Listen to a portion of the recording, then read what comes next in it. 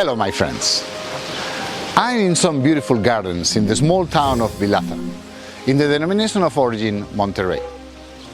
Monterrei means the Mount of the King in Galician. Indeed, the hilltop fortress still overlooks the vineyards in a region next to the north border between Spain and Portugal. Wine has been made in the area for centuries, but it has been long neglected until it became suddenly recognized, and production has boomed since wine critic Robert Parker praised some of the wines in 2008. It seems that someone famous had to wake up the world about what is going on in this area. Let's check it out by ourselves.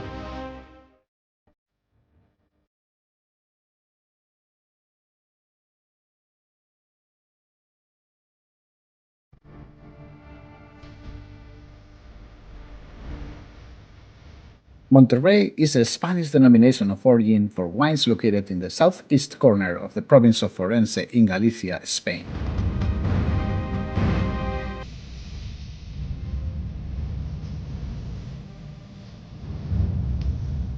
It covers the municipalities of Castrelo do Val, Monterrei, Oimbra, Riós, Berín, and Vilar del Bos. The Monterrei territory can be effectively divided into two subzones, the Valley of Monterrei and the hillsides of Monterrei. The DO is crossed by the River Tamega from north to south.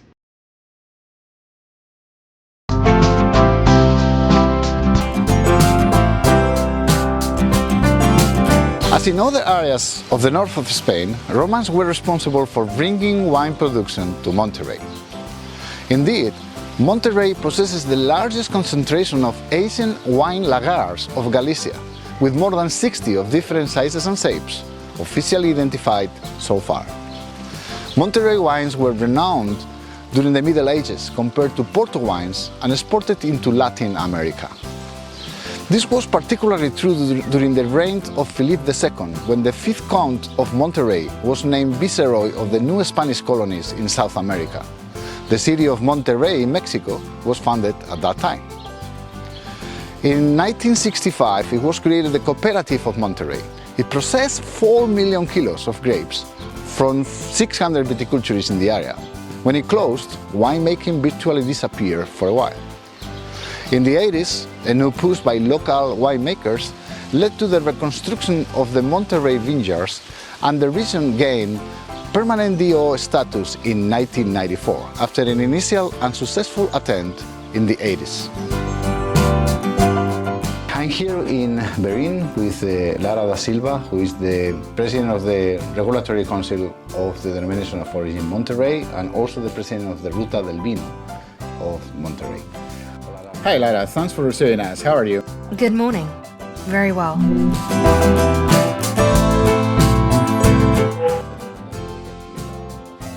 It is our understanding that here the elaboration of wine, like in most of the Iberian Peninsula, comes from Roman times or even earlier. Then in the Middle Ages it was the monks, and since then it has been in the hands of individual families. With land divided in small plots, each family eats wine. and eventually the DO was born. Yes, we like to say that we have a 2,000 years old history. That's basically because of the ancient lagers that we have in the area. I have to say that Monterrei is the area of Galicia with the largest number of ancient lagers identified. We have identified more than 60. Through history, we have experienced different phases in Monterrei. A first phase that we can clearly identify starts with the arrival of the Roman Empire, where the vineyard appears in the area. After the Roman Empire, and during the Middle Ages, wine was used as an exchange currency.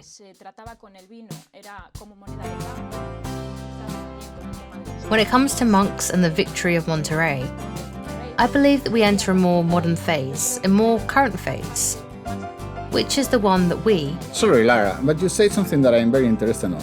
You mentioned wine was used as an exchange currency, making wine the only product or one of the few agricultural products that were used to pay, as the rest were for consumption. Yes, exactly, to pay tributes. What did happen in Monterrei?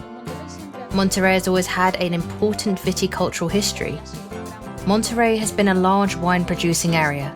It is true that we have not been regulated in the recent past. A cooperative was formed, an old cooperative, which is currently part of the installations of a producer that pertains to our denomination. The cooperative focused more on quantity than quality. At that time, there was no regulatory council yet. They arrived to produce 4 or 5 million of kilos, right? That's correct, yes. After that, we experienced a convulsed time with an attack of the phylloxera in the 70s approximately. After that, people started to realize that here in Monterrei, we had a large viticultural production that was necessary to regulate, and that above all, it was necessary to create value in the area. How many wineries formed the denomination? How many there were at the time of creation of the council? At that time, when it was formed, there were only 3 wineries. How many do you have now? Currently 27. And that happened in 1994, right? Correct. It was born with 3 wineries, and we only had around 3 hectares of vineyards. What is your production at this time? In our last harvest, we obtained 6,200,000 kilos, approximately.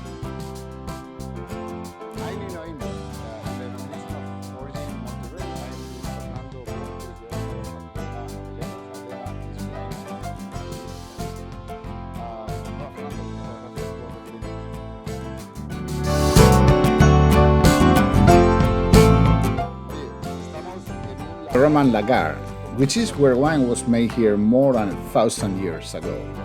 It was dug into the rock, which is a bit like wine was made here 100 years ago, but thousands of years into the past. How did it work? They used this to place the grapes, and they stomped on them, and they used these wooden structures with an endless screw to exert pressure on the grapes. And then the must was transferred into this other place.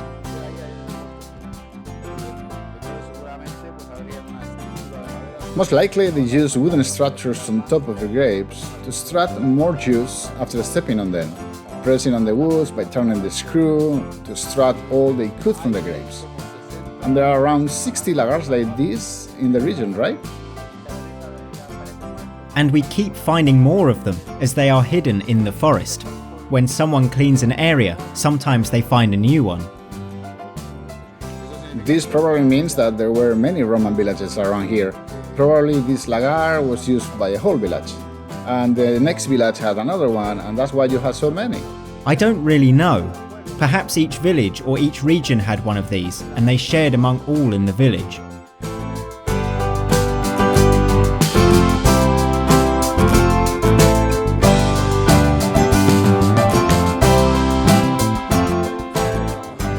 Fernando, the Romans were the ones making wine thousands of years ago. After then, and before modern times, your current time, wine was made with a little more technology.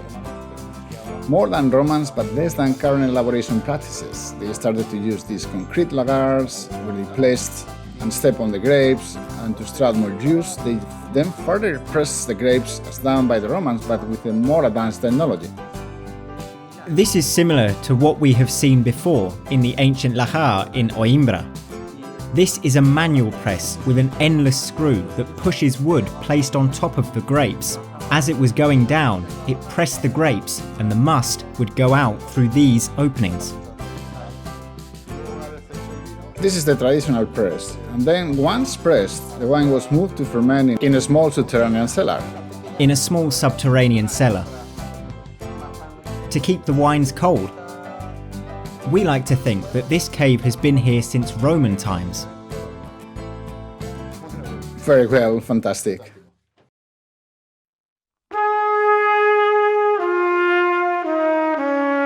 Lara, en cuanto a regulación, quiero saber qué tipo de vinos, qué calificaciones de vinos tenéis aquí. Y nuestro pliego de condiciones avala In our regulation specifications, we define 3 or 4 types of wine.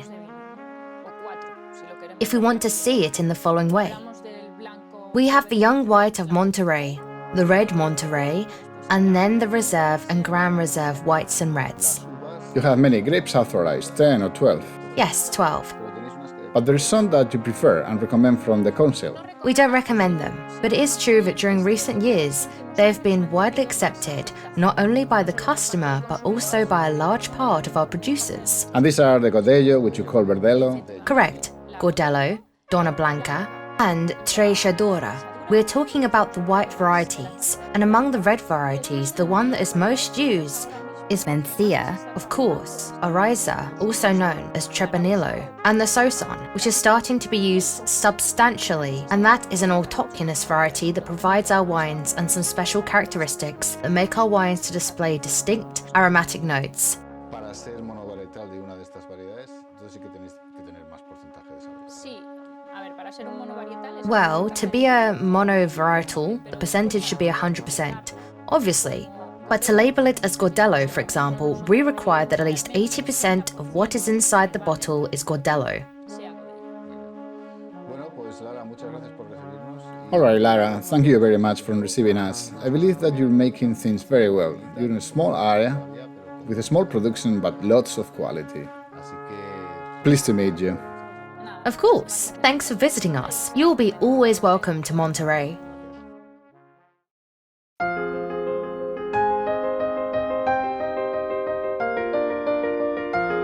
I have behind me a nice view of the Monterrei Valley near Berin.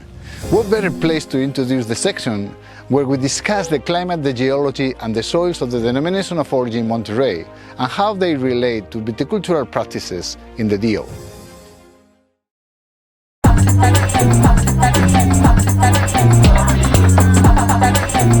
Monterrei is the warmest and driest area in Galicia, as it shares some characteristics with the Spanish Central Plain. It has a mild Mediterranean climate with continental tendency and Atlantic influence, but the Serra do Arauco range screens the region from the rains coming from the ocean. This leads to long, warm and somehow dry summers, with a high diurnal range, with changes in temperature of up to 30 degrees, while they can fall below 0 degrees Celsius in winter. Average annual rainfall is moderate, with about 700 millimeters per annum. I'm here in the valley of Monterrei in Berin. I'm with Tito Rodriguez, who is the owner of Bodegas Crego and Monaguillo. Hello, Tito. Thanks for receiving us. How are you? Thank you for visiting us.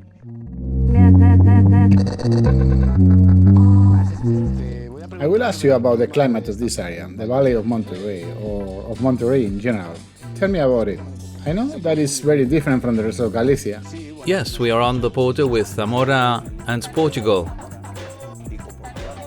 Here we have very hot summers and very cold winters. This is a very extreme climate. The rest of Galicia possesses a milder climate, more humid. Here the climate is dry, the heat is dry, and the cold is dry. It's true that we start to notice the climate change more than what it looked like. For example, yesterday we had a big storm and today is a sunny day. It's possible that we may get a storm again, but in this area it is very difficult to get a closed, rainy or foggy day, which is what would bring disease to the vineyard. Indeed, the treatments that we need to apply here are substantially less than in other DOs. I'm here in Berin, in the denomination of origin Monterrei, and I'm with Nelson Fernandez, also known as Firi for France, and he's the winemaker of Bodegas Gargalo. Hi Fidi, how are you? Very well.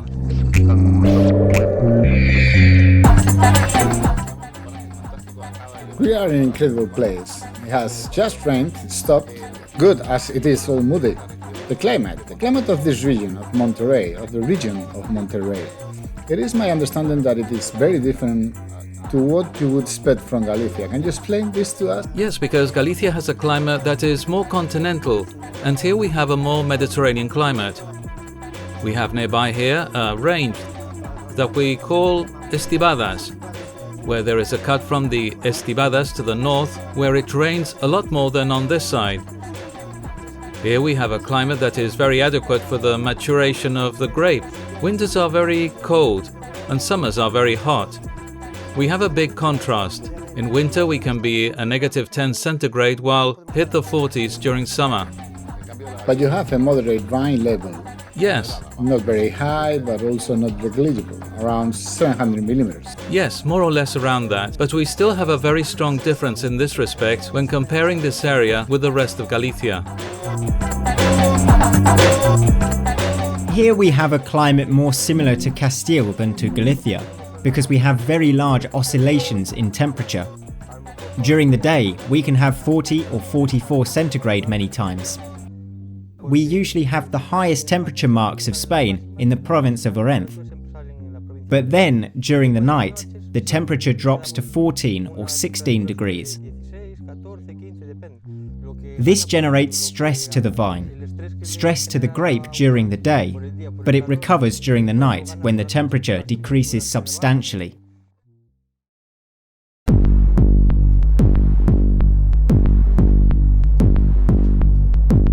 Monterrey's territory is within the river's Duero's basin, as the river Tamaga flows into it, cutting the region from north to south and leading to a variation of inclinations and aspects to the deal. There are three types of soil in Monterrey. Some parts contain slate and schist, which are good in seasons with drought. Other parts display soils with granite and sand that come from erosion of granitic rock, with a low pH that makes them particularly good for white wines. Finally, some areas contain sedimentary soils with clay and an elevated complexity. The geology, the orography is very irregular. We can see the castle on the top, lots of mountains, many tilt terrains. This is common here. What soils you have? As you can see here, this is a very red soil, as we have lots of clay. As we move through the valley, we find other areas with granite. Sand coming from the decomposition of granite. Schist, and a combination of different materials. This is very diverse for such a small place. Yes, depending on where we are, we transit from one kind to another. We have terrains for farming that produce very good agricultural products, and terrains with more clay that produce small quantities of grapes and wines of high quality. These are more around the hillsides that we find everywhere in our landscapes. We have different soils, but what dominates is what we call fraga, which is a soil with lots of clay.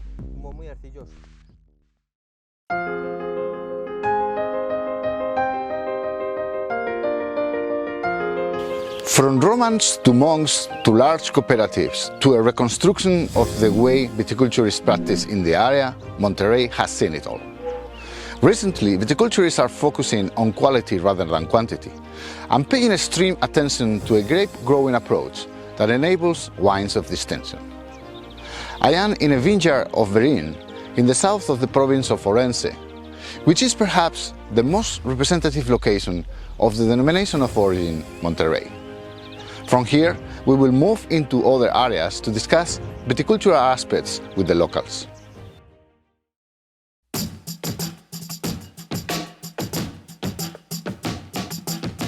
Most vineyards have been planted recently, after the reconstruction of viticultural approaches in the 80s. Most of them are trained in terraces in view of maximizing the exposure of the grapes to the sun. Rise of temperatures in summer and moderate rainfall make the vines particularly prone to fungal diseases. The Monterrei farmer knows how to deal with the mildew and botrytis as the most common challenges against their vines. Talking about viticulture, what kind of viticulture you practice in your vineyards? Yours is a large winery for the sizes in Monterrei, with almost 2 million bottles production. What kind of viticulture do you practice in all your hectares? We operate 120 hectares. Some we rent and some we own. And then we also work with small viticulturists. Don't forget that this is a land with small parcellations. We have some viticulturists with 500 kilos of grapes. I support this kind of viticulture. What's the problem? That it is in the hands of very old people, and we all have to go one day, and we will lose those grapes. The average age is 70 years old, and it is difficult to base your future on that.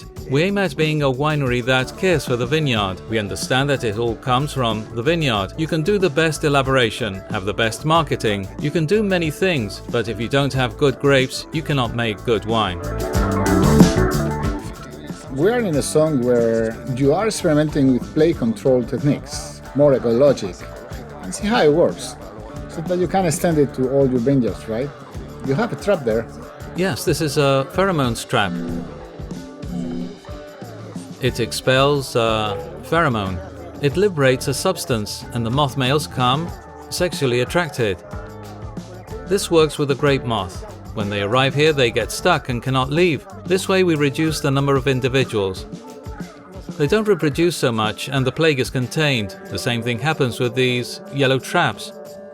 These chromatic traps of yellow color are for the green mosquito, which is another plague. In some places they use yellow roses for this, right? Any color works with the roses. They are used to forecast mildew. Mildew first attacks the rose leaf, as it is more prone to mildew than the vine leaf. If you see mildew in the rose, then it will come to the vine, and then you can prepare in advance, as it will attack the vineyard. I see. I hope that this works well for you.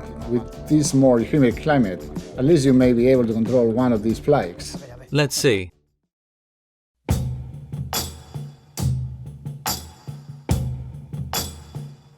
Many red and white grapes are authorized in Monterrei. Only a few are recommended though. Among the whites, Doña Blanca, Godello and Treixadura are preferred. Godello, also known as Verdelho here, it is the most planted white variety in the area. Of small, tight bunches, it ripens early and leads to both fresh fruity styles and complex and full body wines. The second most planted is Treixadura, also known as Verdelho Louro. It ripens later and with thick skin leads to floral, elegant wines. Doña Blanca, also known as Moza Fresca, also ripens early and is usually used to complement white blends. Among the reds, Mencia, Merenzao are recommended, with Mencia as the most extended and leading to cherry-colored wines with forest fruit characteristics and an elegant aftertaste. You work with several grapes, Mencia, which is one from here, well, typical here for red wines, Godello, which is also characteristic of this area, and that you call Verdelho, right? Our ancestors used to call it Verdelho, but it is known as Godello. We also have another grape that was used widely by our ancestors that we are losing nowadays, but that is very autochthonous of this area, that is the Doña Blanca. Doña Blanca, right. And you also have an autochthonous red variety here that you commonly use for blends with Mencia. Yes, Soson. That is a variety that is only found in Galicia. And you also have Arauza, which is Tempranillo. That's correct. We call it Verdelho, we call it Godello. There are people who want to associate it to Verdejo from Rueda, but it has nothing to do with it. Ours is a very small type bunch. It has lots of green vegetation. It's a grape with lots of green growth. We need to practice green pruning to achieve quality grapes, but it's true that it's a variety that is very stable and very aromatic. It's brutal, and the acidity borders perfection. It is also a very versatile grape. It enables wines to be very fresh, aromatic, wines for an appetizer, but it also enables wines of sophistication. Yes, you can make wines with full body and structure. They work well with oak maturation. Not all whites mature well in barrique, in my opinion. In summary, I believe that Godello is a very good grape, but its most distinctive characteristic is the acidity. It has a very balanced acidity and is very aromatic. It's a great grape. We also have Treixadura in the whites, which is a grape that I particularly like. It has a small issue though at flowering. If the weather does not behave, the Treixadura will suffer milredage, when the bunch loses lots of berries for lack of fecundation. That's the only problem I can see with it, but it's a grape with enormous potential. I believe that the combination of Godello and Treixadura is among the best I've ever tried. And aside of these, we also have here a grape that our ancestors used when they wanted to make wines of quality, which is Dona Blanca. A few years back it was almost all pulled off the vineyards. But I still work with some viticulturists, and we have some plots with this variety. We are talking about very old vines that lead to very interesting wines. Monovarietals? Yes, I have made myself monovarietals of Dona Blanca that turned out to be very interesting wines. It is a very delicate grape and does not usually lead to high alcohol grades, but it's still very, very interesting. Regarding red grapes, I assume that you also work with Mencía. Yes, indeed. We started to be known for our Mencías even before then for our Godellos. And we also have the Arauxa variety, which is like Tempranillo. Almost like Tempranillo. I assume that it may have evolved slightly differently here. That's correct, but if you look at an Arauxa grape and a Tempranillo grape, you cannot tell them apart. You make a blend of Treixadura with Albariño. With Albariño, which is the grape that everyone associates with Rías Baixas. But we also have it here. It is an authorized variety, not preferred. The preferred grapes need to have a larger when elaborating wines than the rest of the authorized varieties. We're coming from Bierzo, where Godello is the queen grape. What is the difference with respect to the Godello of Bierzo and the Verdejo of Rueda that we have also visited? More than a difference in the grape, it is the difference in the soil. It is not the same that the grape matures here in Monterrei than in Bierzo or in Rueda. Each place provides its own characteristics.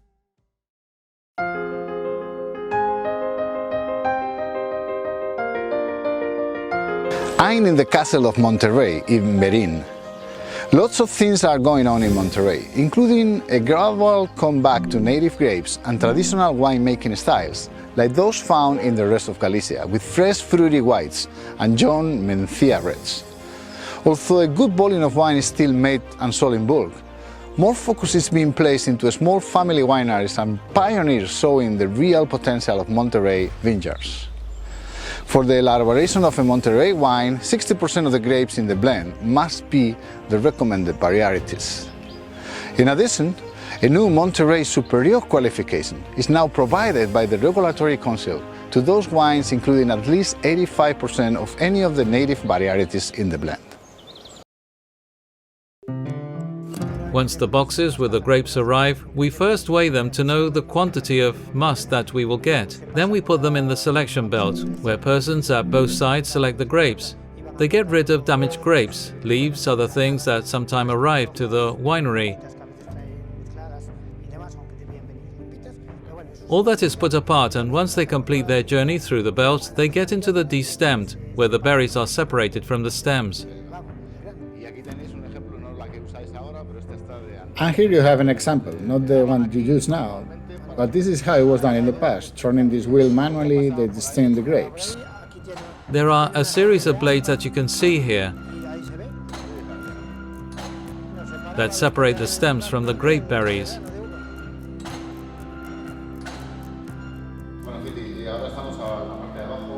Now we are in the lower part of the winery. After all the selection and the stemming, the grapes arrive down to the deposits by gravity, and here is where they ferment. You make all in a way designed to provide your wines with fruity characteristics. That's correct. Once the wine is pressed, it is transferred here by gravity through hoses that are connected directly to these deposits of fermentation. For the whites only, the must gets here. The red comes with the skins. Do you use commercial yeast? Commercial. Because you want to maintain a controlled style. And you don't use barrique in any of your wines, right? Actually, we do use barriques when the grapes have the quality that we need for it. If we don't get the characteristics that we need, then we elaborate fresh, fruity wines. Is the barrique for the reds? No, for the white, the Godello.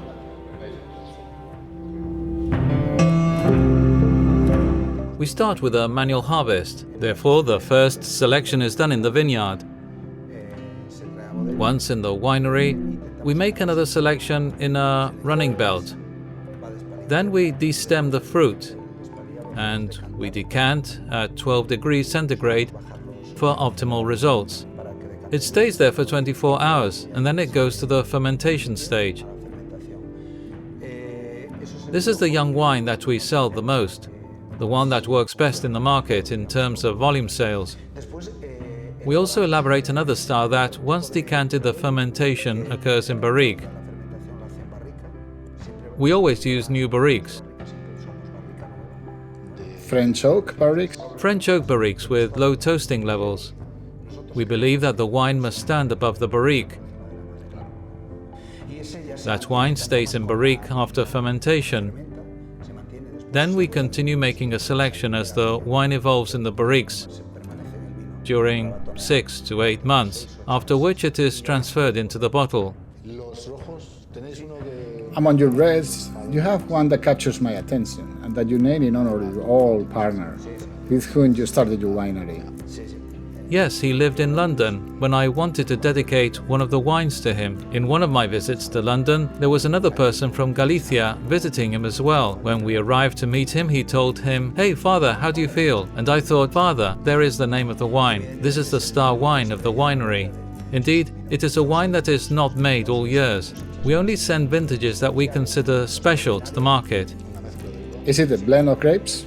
It has Mencía and Tempranillo, which is the Arauxa here, and Suson, which is used here for blends as it provides structure, color and acidity. Also a wine aged in barrique? Yes, this is fully elaborated in barrique, including the fermentation, always new oak barriques. We started with 500-litre barriques but were laborious to work with, and now we do them with 5,000 litres of capacity.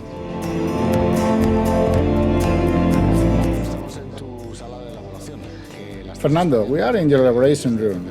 You have been expanding it from when you started your winery 7 years ago till now. You have increased production up to 100,000 bottles, which is not a joke. Your wines are being well received, the consumer likes them, and you have several styles. But they are all fresh. You don't use barrique. Tell me about it. We have 2 brands of wines in the winery.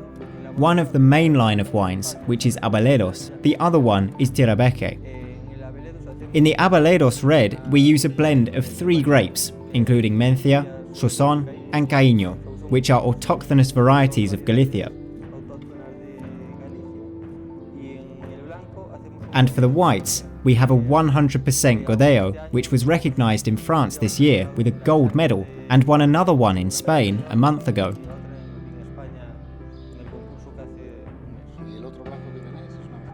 And the other white is a blend, right? The other white that we have is a Godello Trechadura, and in Tirabeque we also have a 100% Mencía. We do manual harvest. All grapes are our own. We don't buy from viticulturalists. And we follow a very traditional approach, how it was done in the past, although a little modernised. We work with stainless steel, but always remember the origins, where the grapes started, and what we saw in the ancient and old lagars. Once the wine has fermented, you bottle it or you leave it on its lees for any of your wines? For the Abaleros, the 100% Godello, we work on its lees, but not for a long time. Only for around 3 months, so that it is not very aggressive. You look for freshness.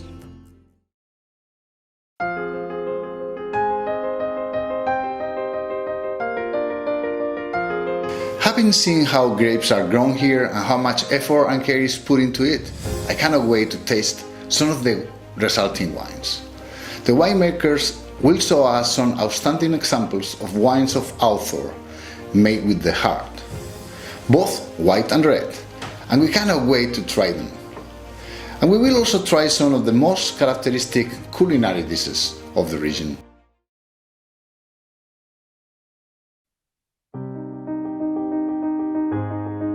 I'm here with Eduardo Rodriguez from Bodegas Galgalo, and he's going to help us understand their wines. We're going to do the tasting with him.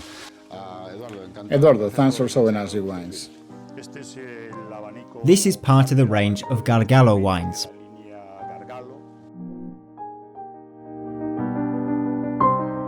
We are going to start with a tasting of our Gargalo Godello.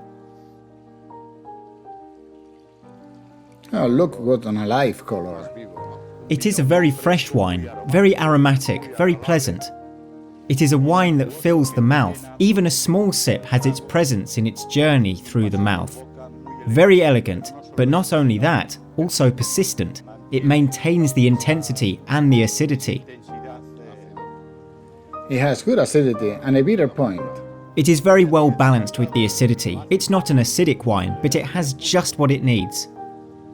I believe that this is a very interesting wine. I'm imagining it with an octopus de Galician style. Yes, perfect for that. Or with fish or shellfish. I have a special interest in tasting the wine that has gotten the award, because it's a very rare blend in the area. Yes, this is a coupage that's very difficult to find. A blend of Trechadura and Albarino. We bring the blend to the limit with a 60% Trechadura and 40% Albarino. Each of them provides different characteristics. This has more color, perhaps a bit more golden. Yes, a yellow like a banana. Very aromatic, very intense. As soon as you open the bottle, it stands out. In the nose, the first thing you find is the Trechadura. It is more floral. Yes, very floral, very aromatic. Then on the palate is where we appreciate the Albarino, with the slight itching on the tongue. Your red, which is a blend of Mencía and Tempranillo, that you call here Arauxa. Yes, we call it Arusha. This is also a very interesting blend. This is a young wine. It does not see barrique, that is dominated by the fruit. It is a blend with 80% Mencía and 20% Arusha. With this blend, we try to remark the fruit of Mencía, with the Arusha providing some body and structure. Deep color. A deep colour and above all fruit, intensity and aromatics. A good journey through the mouth. Elegant and persistent. You can feel the body in the mouth and how it fills the mouth. It also has tannins. They are present, but smooth tannins. Yes, it is a wine fit to drink on any occasion. Okay, Eduardo, thanks a lot for the tasting and for showing us your winery. You have a bucolic landscape here with the vineyards, not seen by the camera, but right over there. And then the castle of Monterrei and this fantastic terrace. Thank you very much. Thank you. Salud.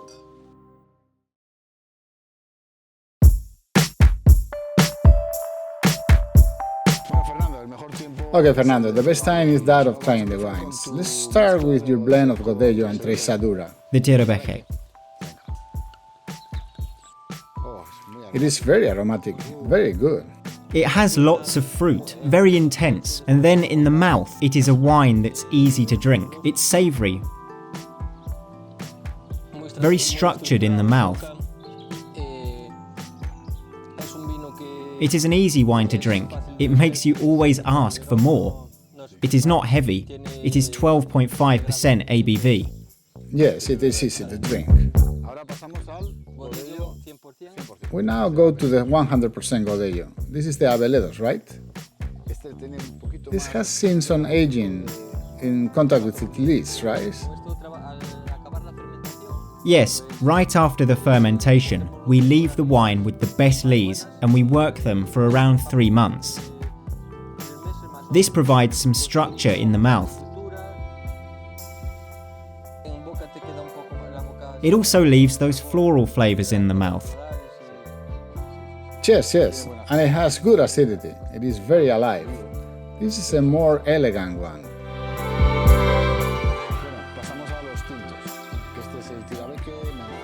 Let's move to the red wines with the Tirabeque Mencia. This is a 100% Mencia, but without barrique because you look for the fruit expression, so characteristic of the Mencia, right? There is a story behind this label that I am sure you'd like to know about. The label of this wine is in honour to women. My grandmother once told me the story of the first bar that opened in this village and that they did not allow women to get in. One day, a woman from the village wondered what men would be doing in the bar. To find out, she dressed like a man and squeezed into the bar, and no one noticed. I told the story to the designer and she came up with this design. What I look for in my red wines, both in the Habaneros and the Tirabeque, is to be young and that they display the fruit and become easy to drink. Yes, it is fresh, it has lots of tension, and above all, lots of fruit, red fruit. We will now finish with the blend of Mencia and Asunción and Caíño. These are grapes from here, autochthonous grapes, very characteristic of this area. Oh, it has very different notes, wild fruit particularly. We don't use commercial yeast in this wine. All that is used comes from the grape.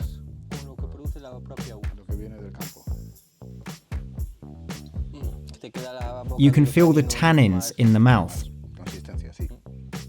It has more structure, yes. Fernando, I believe that you make wines that are spectacular and that are being received very well by the local consumer. I hope they are also well received by the foreign consumer. Best of luck and continue like this. Salud, and thanks for coming.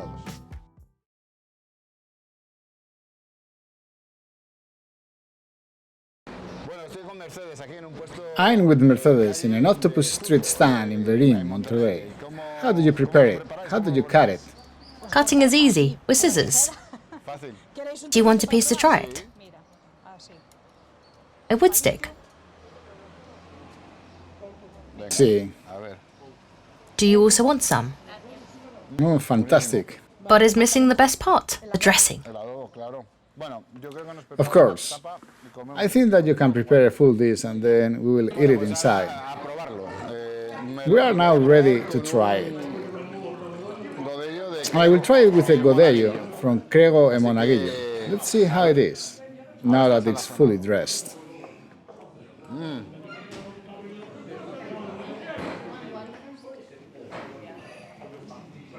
It is delicious. The best combination.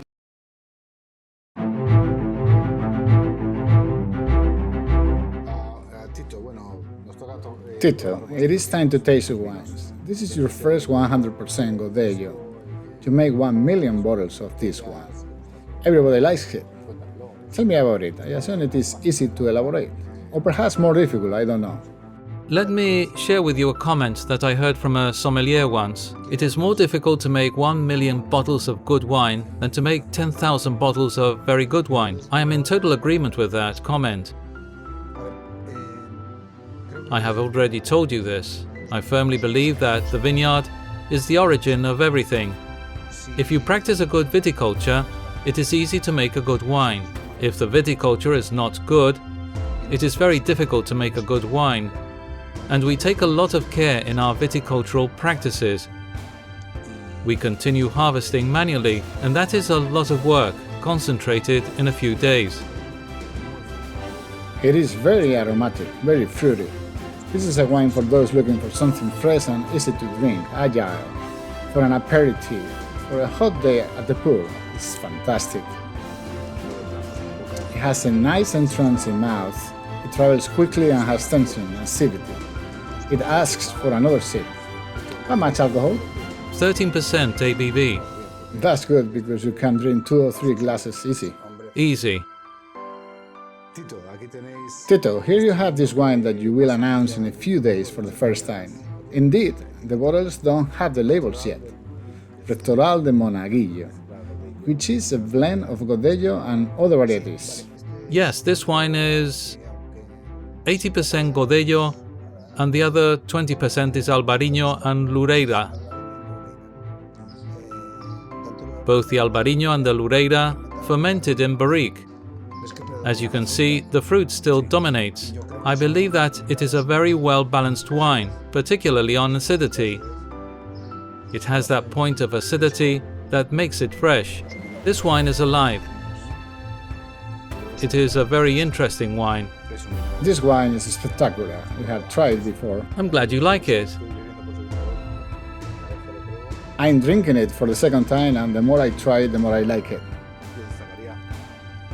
I will mention its complexity. It has plenty of aromas and flavors, and very well driven by a nice acidity. And it lasts for a long time. I think so. Honestly, I believe that here we have made a good job. This is the last wine to taste, Father, in honor of your old partner. And we are tasting it with charcuterie that you elaborate here in Asagueira. This is a very selected wine in all senses of the word. We don't make it every year. With this wine, what we do is a first selection of grape bunches in the vineyard, where we only leave 3 or 4 bunches on each vine: Mencia, Arauxa and Sousson. I believe that this is a wine, as you can tell from the color, very alive. It's from 2019 and still very alive. Do you see how smooth it is? It has a great entrance in the mouth, very smooth and fills the mouth immediately. This wine is...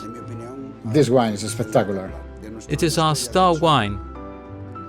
Last year, we launched the 2019 vintage, around 16,000 bottles, and we sold them in a week. Right now, the distributors are waiting for the new vintage. I still feel the wine in the palate after all this time. Well, definitively a spectacular wine. Tito, we're pleased to have tasted your wine. Glad to meet you. I hope you find our land interesting, so you can come again. We're very pleased. We're actually very pleased with Monterrei, and with you, we say goodbye to the denomination. The wines that you make here are of top caliber. Thank you very much.